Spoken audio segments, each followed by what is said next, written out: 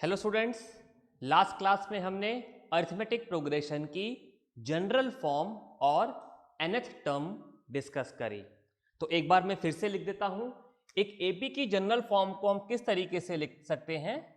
First term A, then A plus D, D is what? Common difference, then A plus 2d, a plus 3d and so on.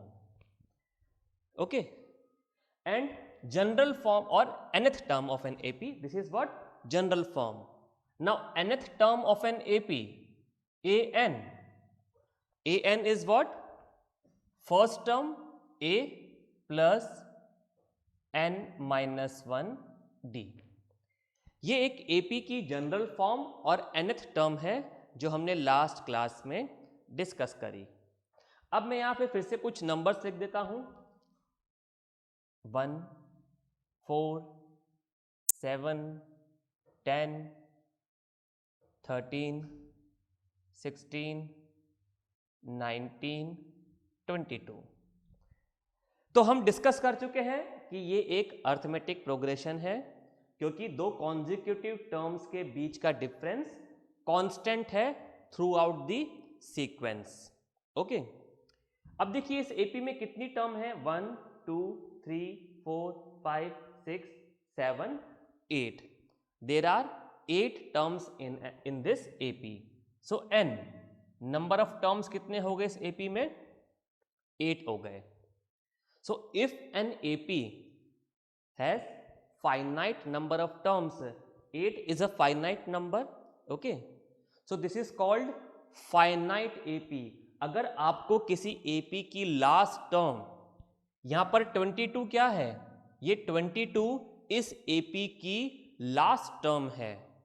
Okay, so if there are finite terms in an AP and अगर number of terms finite होंगी तो आपको last term भी पता होगी and the last term is also known, then such type of AP is called finite AP. तो एक ऐसी AP जिसमें नंबर ऑफ टर्म्स फाइनाइट हो और हमें लास्ट टर्म भी पता है, तो ऐसी AP को हमने बोला फाइनाइट AP। लेकिन इस AP को मैं इस तरीके से लिखूं, इसके बाद में डैश डैश डैश, यानी कि ये सीक्वेंस आगे चलती जा रही है। There is no end in this case. यहां पर इस सीक्वेंस का और इस अरिथमेटिक प्रोग्रेशन का कोई एंड नहीं है। ये डैश डैश का मतलब कि द टर्म और this sequence will continue after this number till infinite. तो अगर कोई एपी इस तरीके से लिखी हुई है, ओके, तो उसे हम बोलेंगे इनफाइनाइट एपी। Infinite AP. और ऐसी एपी में, एक इनफाइनाइट एपी में नंबर ऑफ टर्म्स कितनी होंगी? Infinite. There is no end on the number of terms. So in an infinite AP number of terms are infinite, it will continue forever। और जब number of terms infinite हैं तो last term क्या होगी, क्या ये हम बता सकते हैं? नहीं बता सकते। Okay, so in an infinite AP last term is not known to us, while in a finite AP number of terms as well as last term both are known to us. So this is finite AP and infinite AP. Okay, तो आप इसको note कर लीजिए and हम further आगे discuss करते हैं।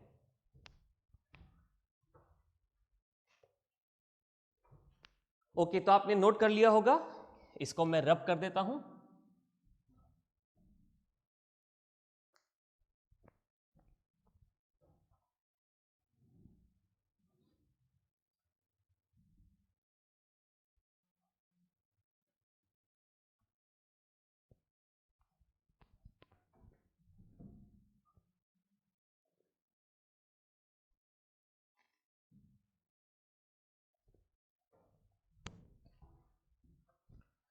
Now, in an AP, the difference between two consecutive terms is known as common difference और उसको हम D सिंबल से डिनोट करते हैं। Now, कॉमन डिफरेंस का हम जनरल फॉर्म या एक जनरल फॉर्मूला क्या लिख सकते हैं? Common difference because it is the difference between any two consecutive terms. हम किसी भी दो कॉन्जिक्यूटिव टर्म्स का अगर डिफरेंस ले लें दैट विल बी कॉमन। तो यहां पे ऐसा कोई फिक्स नहीं है कि किन टर्म्स का डिफरेंस लेना है, any two consecutive terms. Okay, so it will be a N plus one minus A n. The general form or the formula for common difference D will be a n plus 1 minus a n. Now देखिए n plus 1 and n. Okay, any term, let it be first term, हम n का value 1 ले लेते हैं. Okay, if n equals to 1 तो D क्या हो जाएगा? A N plus one, one plus one two minus A N, A one. तो हम हमेशा बाद वाली टर्म में से ही पहले वाली टर्म को माइनस करते हैं। Okay, so a N plus one will be the next term to a n. Okay, हमने यहां पर n लिखा है और यहां पर n में 1 प्लस कर दिया है। This means a N plus one and a n are two consecutive terms. Okay, consecutive terms का मतलब एक के बाद एक। Okay, so a n and a N plus one will be two consecutive terms. Now put any value of n starting from 1. If n equals to 1, D will be a2 minus a1. If n equals to 2, D will be a3 minus a2. n का value 2 and 2 plus 1 3. So put any value of n starting from 1, you will get the difference of two consecutive terms, and this is what the common difference D. Okay, तो हमने एक AP में general form की बात कर ली, हमने एक AP की nth टर्म की बात कर ली, हमने कॉमन डिफरेंस डी की बात कर ली, और एपी क्या होता है ये भी हमने समझ लिया। एक एपी फाइनाइट एपी हो सकता है अगर नंबर ऑफ टर्म्स गिवन है, फाइनाइट है और लास्ट टर्म नोन है। एक एपी इनफाइनाइट एपी हो सकता है if number of terms are infinite and last term will not be known to us. एक एपी में कॉमन डिफरेंस D पॉजिटिव हो सकता है। अगर पॉजिटिव कॉमन डिफरेंस होगा तो एपी इंक्रीजिंग होगी। नेगेटिव हो सकता है, in that case AP decreasing AP होगा। और कांस्टेंट जीरो भी हो सकता है। ओके, पॉजिटिव हो सकता है, नेगेटिव हो सकता है, जीरो भी हो सकता है, and if D is zero then the AP will be known as constant AP.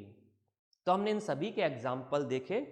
अब हम कुछ क्वेश्चंस डिस्कस करते हैं अर्थमेटिक प्रोग्रेशन पर based on all this concepts that we have learned till now. तो इसको नोट कर लीजिए, देन मैं इसको रब कर देता हूं and we will discuss some questions.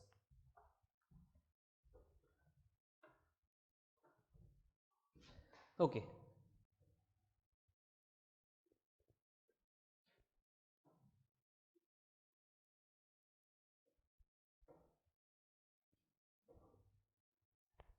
चलिए आप नोटबुक रेडी रखिए, मैं क्वेश्चन डिक्टेट कर रहा हूं एंड हम उसको सॉल्व करते हैं।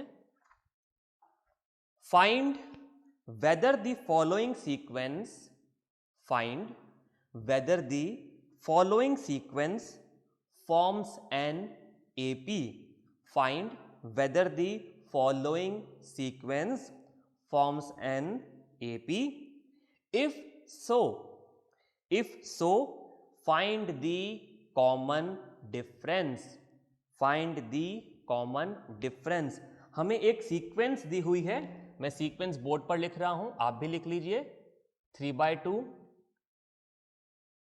1/2, -1/2, -3/2 तो देखिए इसके बाद मैंने डैश डैश लगा दिया, इसका मतलब ये एक इनफाइनाइट एपी हो गया। यहां पर एपी है कि नहीं मालूम करना है, अभी तो इनफाइनाइट सीक्वेंस हो गया। हमें क्या पूछा गया है क्वेश्चन में, ये एक सीक्वेंस हमें गिवन है, हमें ये बताना है कि क्या ये सीक्वेंस एक एपी है, और अगर ये एपी है तो हमें कॉमन डिफरेंस डी भी मालूम करना है। तो हम डिस्कस कर चुके हैं एक गिवन सीक्वेंस एपी कब होगी, जब उसकी दो कॉन्जिक्यूटिव टर्म्स का, एनी टू कॉन्जिक्यूटिव टर्म्स का डिफरेंस कांस्टेंट होगा। तो हम चेक कर लेते हैं कि क्या यहां पर सभी दो कॉन्जिक्यूटिव टर्म्स के बीच का डिफरेंस कांस्टेंट है। तो हम सबसे पहले a2 माइनस a1, ओके। तो सेकंड टर्म क्या है इस एपी की, 1/2, एंड फर्स्ट टर्म 3/2। ध्यान रखिएगा हमेशा बाद वाली टर्म में से ही पहले वाली टर्म को सब्ट्रैक्ट करना है। जल्दबाजी में फर्स्ट में से सेकंड टर्म या सेकंड में से थर्ड टर्म सब्ट्रैक्ट नहीं करेंगे, इससे कॉमन डिफरेंस का वैल्यू गलत आ जाएगा, ओके। तो सेकंड में से फर्स्ट टर्म सब्ट्रैक्ट करना है, 1/2 माइनस 3/2, ओके। तो यहां पर डिनोमिनेटर कॉमन है 2, तो एलसीएम 2 आ गया, देन न्यूमरेटर में 1 minus 3, okay. 1 minus 3 will be -2 and upon 2, -2 upon 2 -1। तो हमें सेकंड और फर्स्ट टर्म के बीच का डिफरेंस मिल गया -1। अभी तो ये दो ही टर्म के बीच का डिफरेंस है, अभी ये नहीं पता कि ये एपी है या नहीं। हमें अभी फर्दर चेक करना है कि क्या रिमेनिंग केसेस में भी ये कॉमन डिफरेंस -1 ही होगा। तो चेक करते हैं। अब हम a3 minus a2, third term में से सेकंड टर्म को सब्ट्रैक्ट करते हैं, तो -1/2 minus second third term is -1/2 and minus second term which is 1/2। Numerator denominator common है 2, तो एलसीएम आ जाएगा 2। यहां पर क्या लिखा है, -1 and -1, so it will B -2 upon 2, -1 -1 -2, -2 upon 2 -1। चलिए भाई इस केस में भी ये -1 आ गया, बट अभी एंश्योर नहीं हो सकते। अभी एक बार और चेक करके देखते हैं कैसे। a4 minus a3, fourth term minus third term, fourth term क्या है -3/2 एंड थर्ड टर्म -1/2। अब इसको मैंने ब्रैकेट में लिख दिया क्योंकि फोर्थ टर्म नेगेटिव में है और यहां पर माइनस का साइन आ रहा है, तो उसको मैंने ब्रैकेट में लिख दिया है। अब देखिए minus multiply by minus plus हो जाएगा, तो इसको मैं यहीं पर सॉल्व कर देता हूं नीचे। -3/2 माइनस इंटू माइनस प्लस, तो ये +1/2 हो जाएगा, ओके। इन सब चीज़ों का बहुत ध्यान रखेंगे। ये टर्म नेगेटिव में है और यहां पर भी माइनस का साइन आ रहा है, तो minus multiply by minus plus हो जाएगा, ओके। अगेन डिनोमिनेटर कॉमन है 2, न्यूमरेटर में क्या आ जाएगा -3 + 1, -3 + 1, बड़े वाले नंबर का साइन नेगेटिव है, छोटे वाले का पॉजिटिव, तो आंसर क्या आएगा -2 अपॉन 2 विच इज -1। नाउ हमें इस एपी की 4 टर्म्स तक यहां पर गिवन थी, तो हमने 3 बार चेक करके देखा। a2 minus a1 -1, a3 minus a2 -1 and a4 minus a3 is also -1. Now because the difference in all these 3 cases are constant or common, now we can say that the given sequence is an AP. Okay, तो हम क्या लिखेंगे, मैं यहां पर लिख देता हूं, as the difference between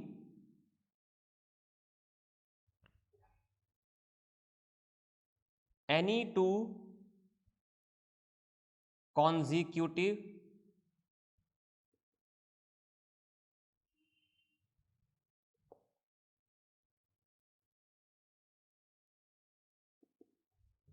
terms is constant, so the given sequence is an AP।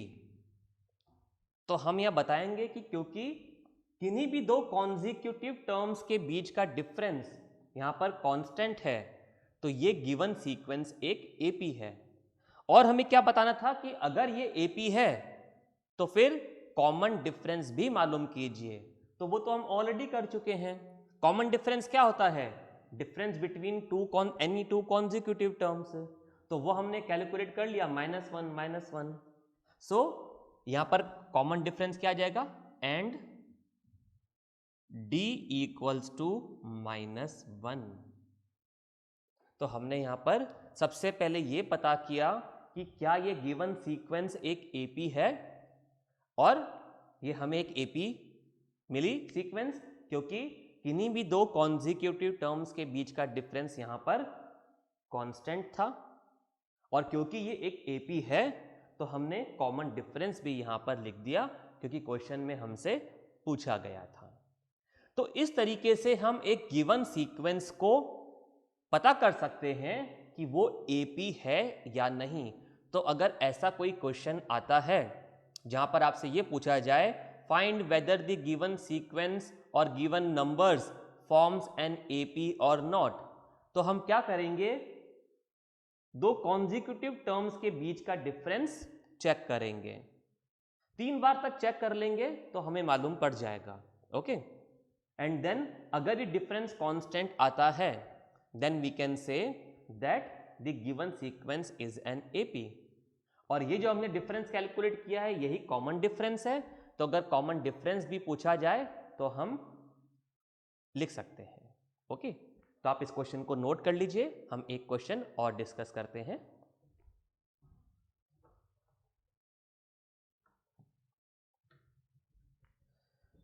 Okay, तो आपने नोट कर लिया होगा, मैं इसको रब कर देता हूं।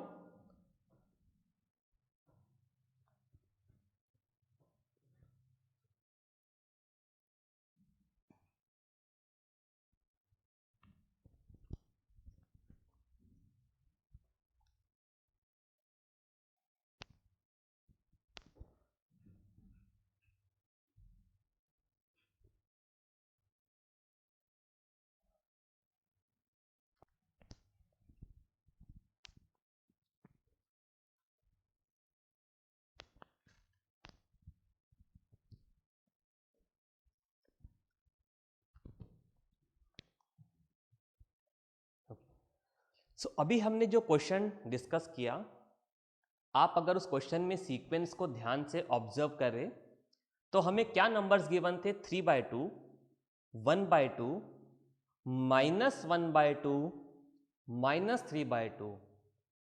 नाउ अगर आप इस सीक्वेंस को देखें तो सेकंड नंबर 1/2 फर्स्ट नंबर से छोटा था।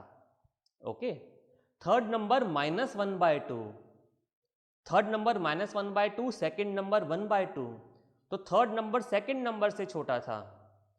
फोर्थ नंबर -3/2, वो थर्ड नंबर -1/2 से छोटा था।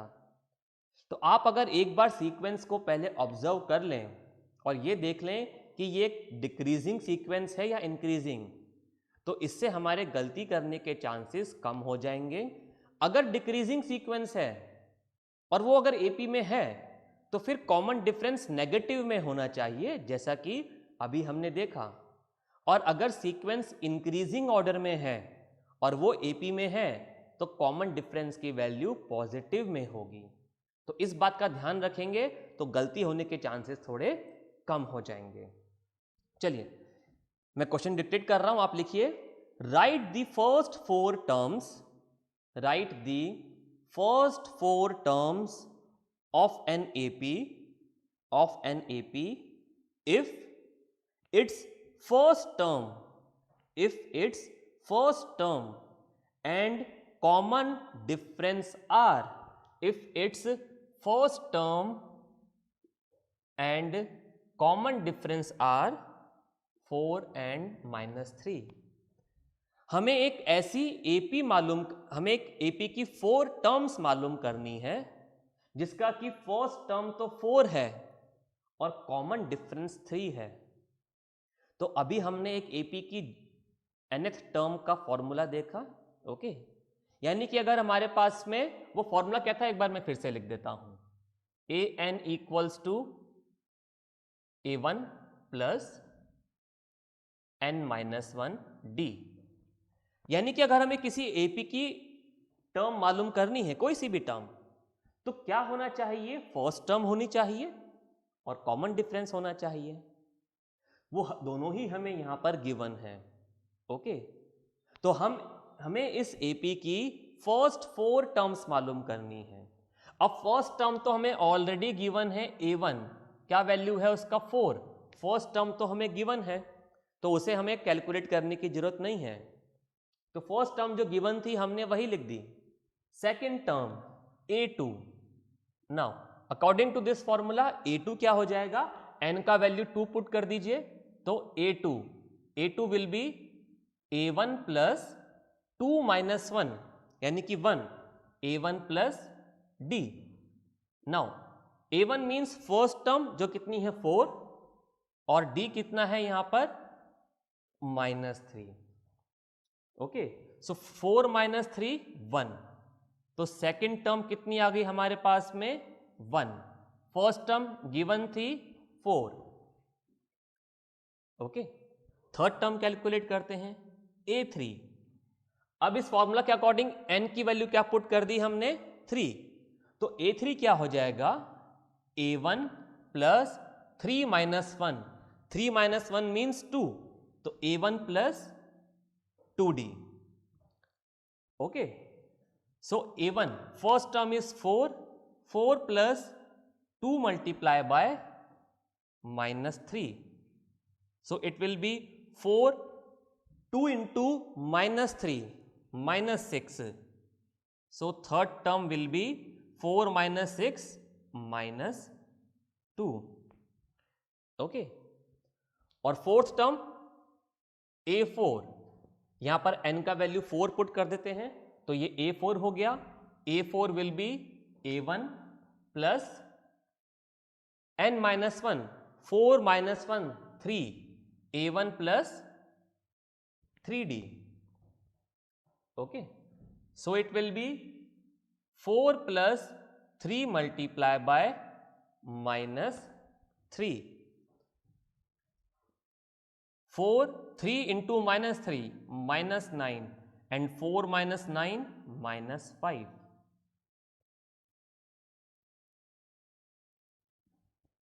सो इस तरीके से हमने इस गिवन AP की फर्स्ट 4 टर्म्स कैलकुलेट कर ली। सो अब हम लिख सकते हैं, सो दी 4 टर्म्स